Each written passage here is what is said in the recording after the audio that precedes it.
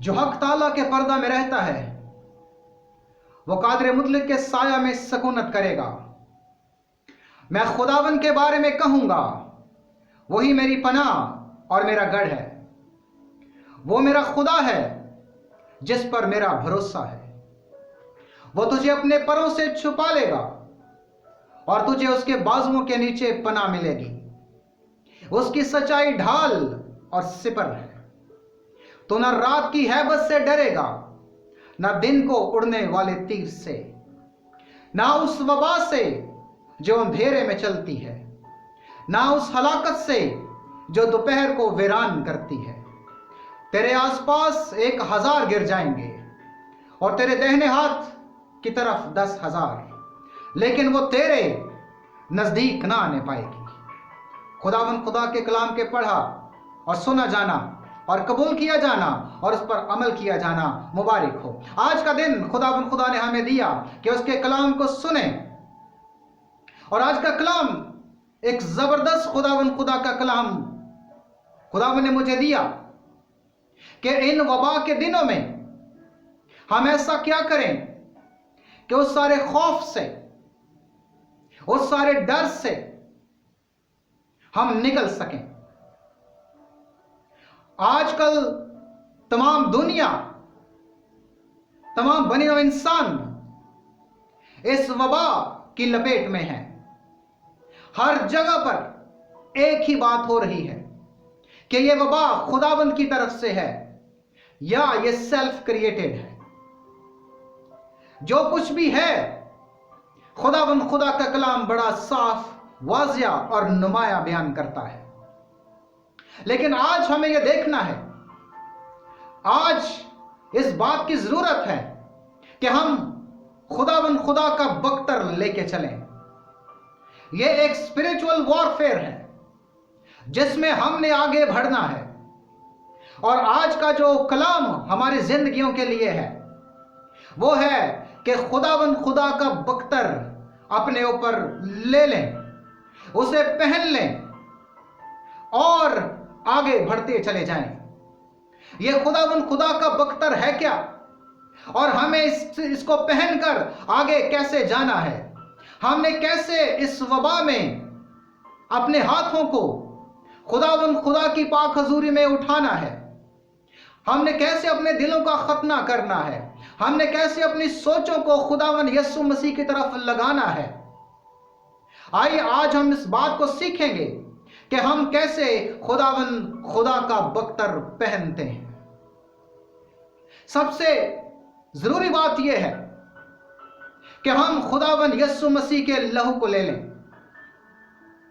पहली बात, आज का जो पहला बख्तर का नाम है, काम है, तासुर है, वो खुदावंद यीशु मसीह का लहू है। वही लहू हमारा कफारा है, वही लहू हमारी नजात है, वही लहू हमारा चारागर है, वही लहू हमें मुल्क मिस्र से निकाल लाया और हमारे पांव को आज भी उस्तवार करता है, क्योंकि खून बहाए बगैर मुआफी मुमकिन नहीं। खून बहाया जाएगा तो मुआफी होगी, और खून बहाया गया है वो पाक और पवित्र लहू हमारे लिए और तमाम बनी नौ इंसान के गुनाहों के लिए बहाया गया और मुआफी हो गई। चारा घर हमारे पास आ गया और हमारी जिंदगियों का उसने चारा कर दिया। आज इस वबा के दिनों में हमें जरूरत है कि खुदावंद यीशु मसीह के लहू को जो पाक और पवित्र है अपने बदनों पर ले लें, अपनी जिंदगियों पर ले लें, अपनी सोचों पर ले लें, अपने रूह पर ले लें, अपनी जिंदगियों पर ले लें और इस वबा से महफूज रहें। जब बनी इस्राइल को हजरत मूसा अलैहिस्सलाम निकाल कर ले आए और आखिरी काम उन्होंने क्या किया, आखिरी काम यह किया, खुदावंद खुदा ने कलीमुल्लाह को यह हुक्म सादर फरमाया कि अपने अपने खानदान के लिए एक एक बर्रा आप ले लें और उसको शाम की कुर्बानी के लिए ज़बह करें। और मेरे लिए फसह तैयार की जाए। और जब फसह तैयार की जाए तो हर खानदान उस बर्रे का लहू ले, और लहू लेने के बाद उनको अपने दरवाजों के चौखटों पर लगा दे। और जब खुदावन का फरिश्ता इस शहर में से, मुल्क मिस्र में से गुजरेगा हलाक करने के लिए, और जब वो आपके दरवाजों पर पहुंचेगा तो वो उस लहू को देखकर आपको छोड़ता चला जाएगा। आपके पलौठे हलाक नहीं होंगे, चाहे वो इंसान के पलौठे हो, चाहे वो हैवान के पलौठे हो, आपके पलौठे हलाक नहीं होंगे। और वो लहू उस बनी इस्राएल कौम ने मुल्क में अपने घरों में ज़बह किया, शाम की कुर्बानी की गई और फसह तैयार की गई, और उन्होंने उस कलाम को मान लिया, उन्होंने खुदावन खुदा के हुक्म को ले लिया, रिसीव कर लिया, और उस बर्रे का लहू अपने दरवाजों पर लगा दिया।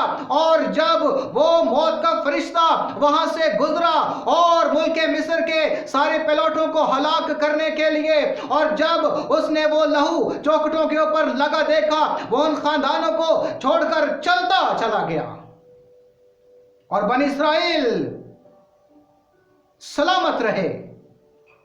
उनके मवेशी, उनकी जिंदगियां, उनके बाल बच्चे, उनकी औलाद वो सलामत रही।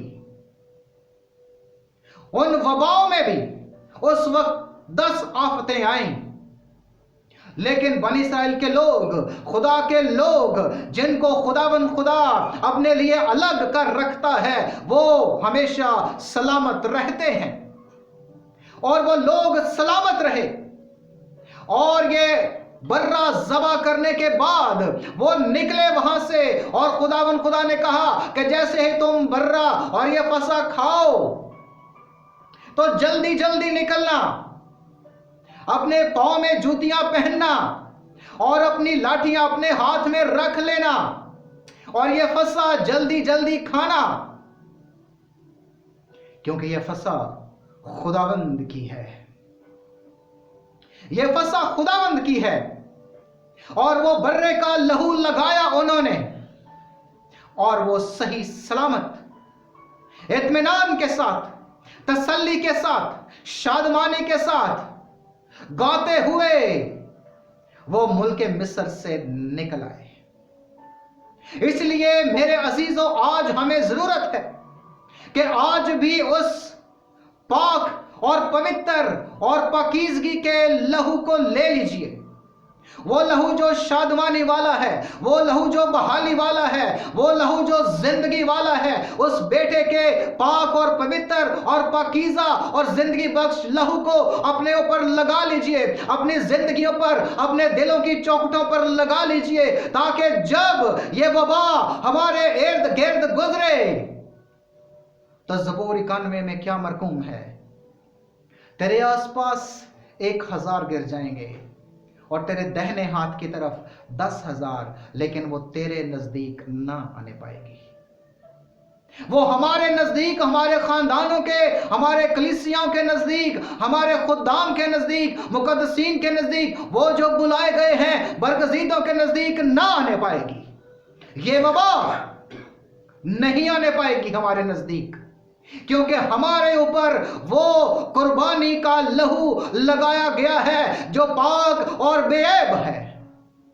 वो लहू लगाया गया है हमारे दिलों पर, हमारी सोचों पर, हमारे इरादों पर, और उसी लहू के वसीले से हम नजात पा रहे हैं। हम बच जाते जा रहे हैं, हम बच रहे हैं, और हम बचाए जा रहे हैं, और हम दूसरों को भी चाहते हैं कि वो भी इस बर्रे का जो पाक और बेऐब लहू है अपने ऊपर लगा ले, अपनी जिंदगियों पर लगा ले इस कोरोना के वबा के दिनों में, ताकि वो भी, उनके खानदान बच जाएं।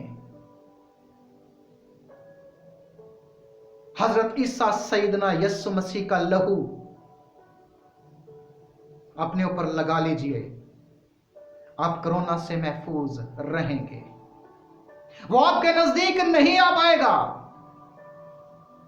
यह पहला बख्तर आपने लगाना है अपने जिस्मों के ऊपर। क्योंकि लिखा है, मेरा खून फिल हकीकत पीने की चीज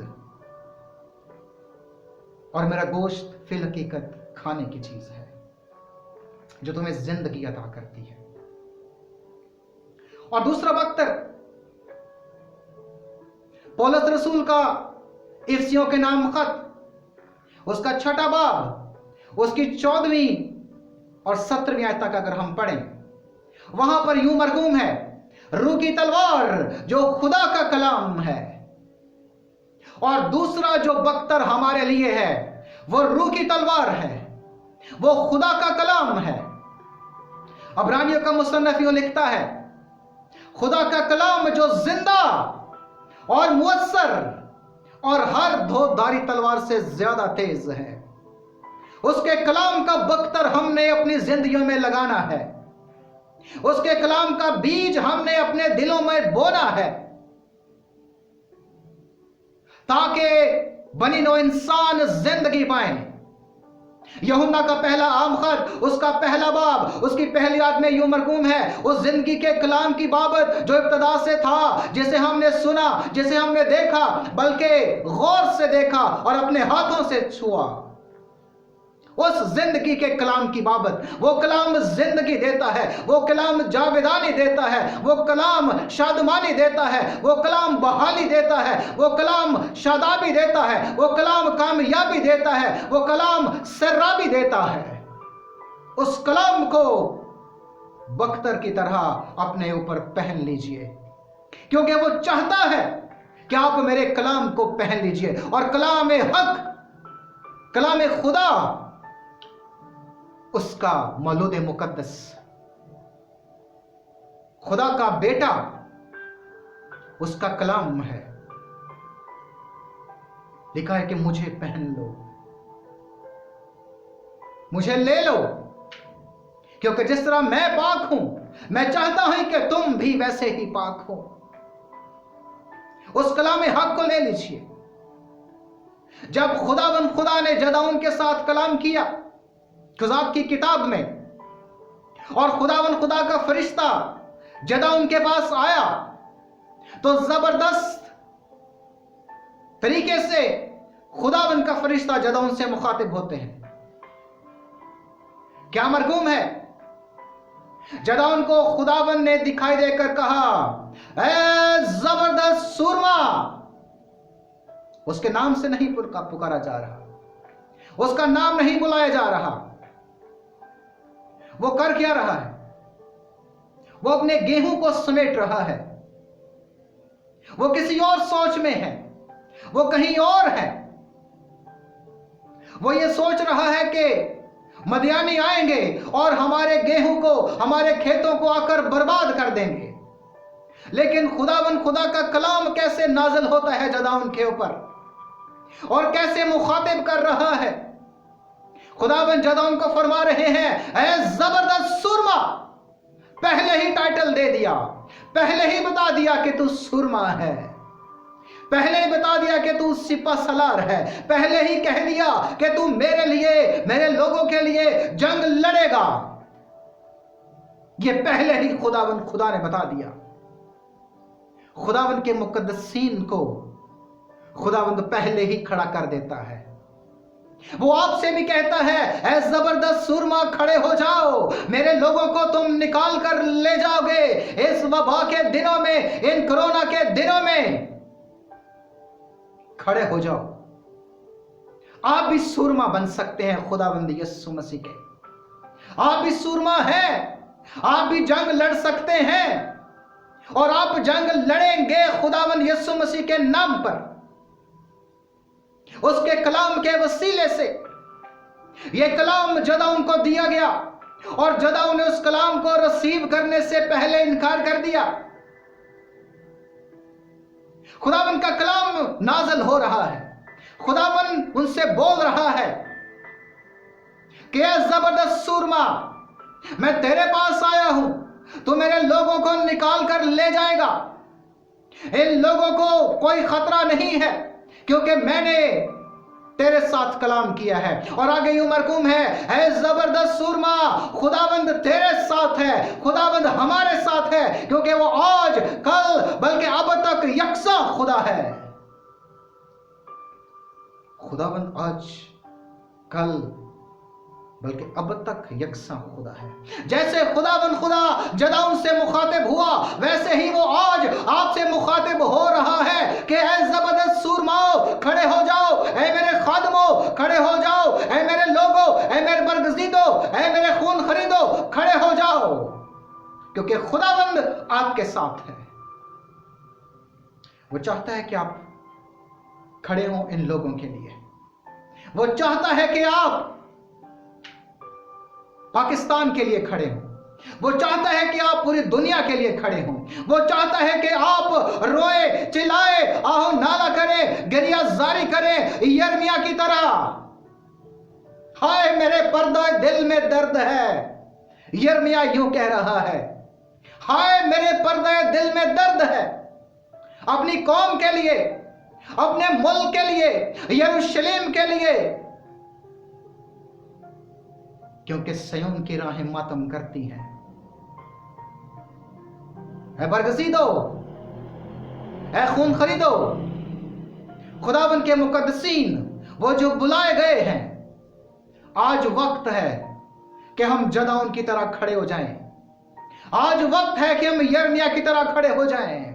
आज वक्त है कि हम हिजकियेल की तरह खड़े हो जाएं। आज वक्त है कि हम दानियेल की तरह खड़े हो जाएं। आज वक्त है कि हम यूना की तरह वापस मुड़े। आज वक्त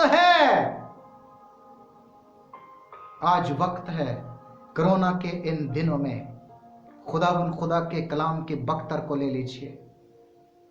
वो चाहता है ये फिजाएं खुदावंद खुदा के कलाम से मुअत्तर हो जाएं। खुदा चाहता है कि मेरे लोग खड़े हो जाएं। खुदा चाहता है कि मेरे लोग दस्ते दुआ बुलंद करें। खुदा चाहता है कि मेरे लोगों से आंसू, उनकी आंखों से आंसू जारी हो जाएं। खुदा चाहता है कि मेरे लोगों से कलाम जारी हो जाए और मेरे बरगज़ीदे शिफायत के लिए खड़े हों, ताकि बहुत सारी जिंदगियां, ताकि बहुत सारे गुनाहगार खुदावंद खुदा के कलाम की तरफ फिरें, खुदावंद के कलाम के जाल में आ जाए। जदाउन ने क्या किया?